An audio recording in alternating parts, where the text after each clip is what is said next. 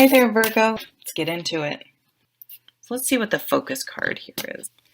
The Seven of Spring, which is the Seven of Wands.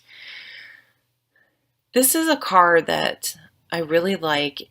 It's about being assertive and standing up for yourself and stating your case and advocating for yourself. That's a really good way to look at it, is it is advocating for something.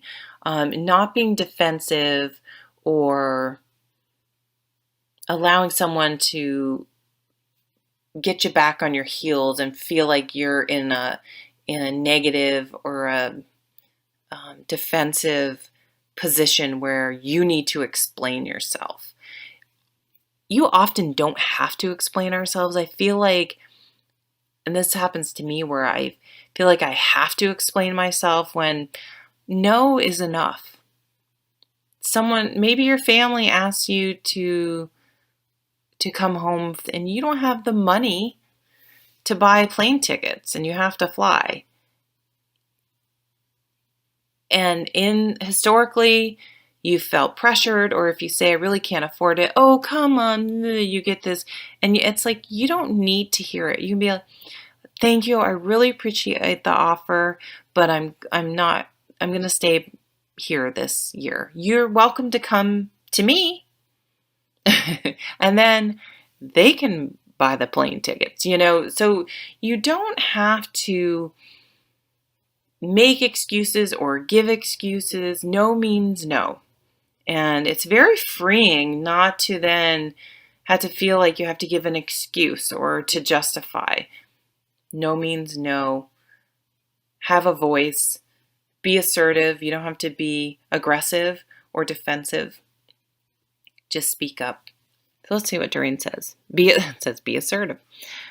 Don't back down from what you believe. Courageously stand up for yourself. This card brings a lot of confidence, because when you just are able to just stand in your truth, like, no, I'm thank you so much, but I'm not coming this year. Done. That's it. And it's like, damn, that felt good. Oh, and justice. It's going to bring things into balance. If you do have any sort of legal situations, again, state your case. No need to be defensive or over-explain. Just state your case. Keep the emotion out of it. Keep all the backstory of emotion. Don't let that creep in, and just be very matter of fact. And if someone else wants to get all emotional and defensive, that's their choice, and they're responsible for their actions. You're responsible for your actions. So if there is any sort of legal things, this is a very auspicious card. But it's about bringing things into balance. So again, if you've always been the one that always buys the plane tickets to go home, so always traveling, always doing things like that. Then we have the Six of Summer, the Six of Cups. Keep it simple. What's really important in life? Stop and smell the roses. This card often comes up this time of year because lots of times people are going home, or people, if you live where you grew up, people who have moved away come back. And so you could be reconnecting with someone from the past. But for me, it's really a card about stripping away those things which are unnecessary. Maybe on some level you feel pressure to have a certain car, to always fly home, to always do this. And maybe it's time to say, you know what, I can't afford that. And I'm saving money because of something. I want to go back to school, or I want to go on this trip. I've always wanted to go to Paris, and I'm going to save my money, and I'll come and visit you guys next year. But this year I'm investing in myself. This year I'm investing in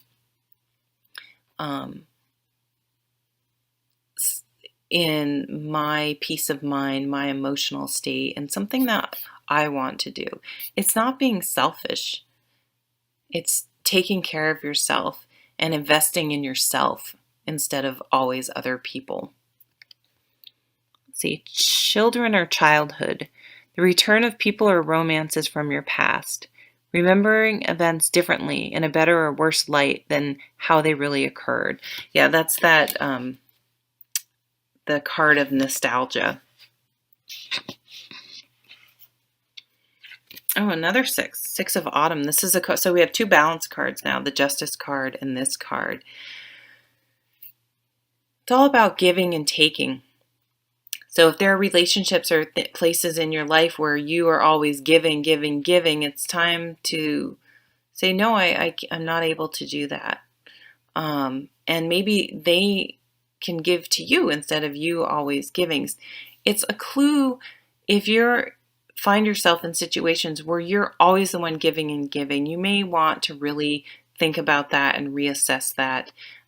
You don't always have to be the one to give, especially if you're getting to the point where you have this underlying Five of Pentacles that you're feeling poor and exhausted from being the one that's always giving to others. It's okay to need something in return and to replenish yourself. The good you do comes back to you, an unexpected inflow of money, borrowing wisely or repaying a debt. So that kind of for me goes with justice, like somehow the universe like adjusts and you feel like things wrongs are righted and all things are good with the universe. So two balance cards, which is great. Let's see what this last one is. And the Hierophant, unity, wisdom. You're going to learn a really big lesson this month by speaking your truth and just standing up for yourself, but doing it in such a mature, calm way without getting defensive or angry or emotional. And boy, it's going to feel good. You're just going to be like, wow, I am in control of my life. I am not allowing people to guilt trip me or pressure me or force me. I'm making my own choices. I'm looking at the big picture of your life. You know, someone can be like, oh, come visit me, come visit me, come visit me, buy those plane tickets. But you're the one who has to live with the bill after. You're the one that has to live with whatever choices you make. So you need to make sure that you can live with those choices, because that person that, oh, come visit me, isn't going to be sending you a check in the mail. They're going to be going off on their trip that they want to go on because they never spend money to go see you. I'm not saying you all have a nasty person like that in your life, but you know, it's that type of situation. It could even be doing something like getting a job that you don't have to travel as much, or there's something about travel though that just keeps coming up for me. But the way you handle it, you're going to learn a real big spiritual lesson this month. Let's see what Dorian says. Do the right thing for the right reason. Compare traditional versus new approaches to see which works for you. A spiritually minded community.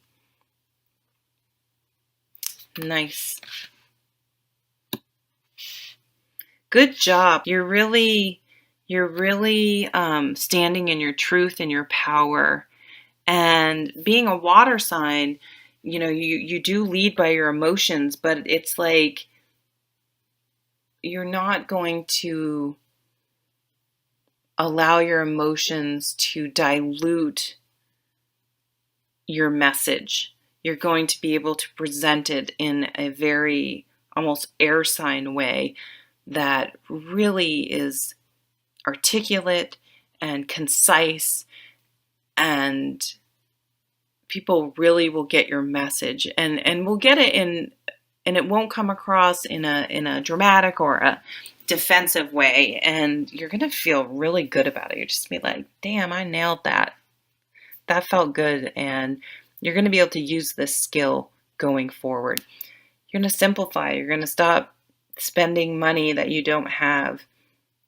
You're going to stand up for yourself. You're going to surround yourself with people that give to you as much and that don't just take, that there's balance and a supportive, nice energy and with simplicity and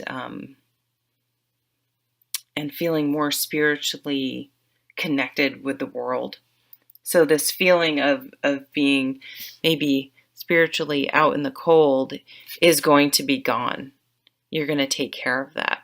And it's this little bit of discomfort, that's going to spur these beautiful changes in your life. So thanks so much for stopping by. Take care.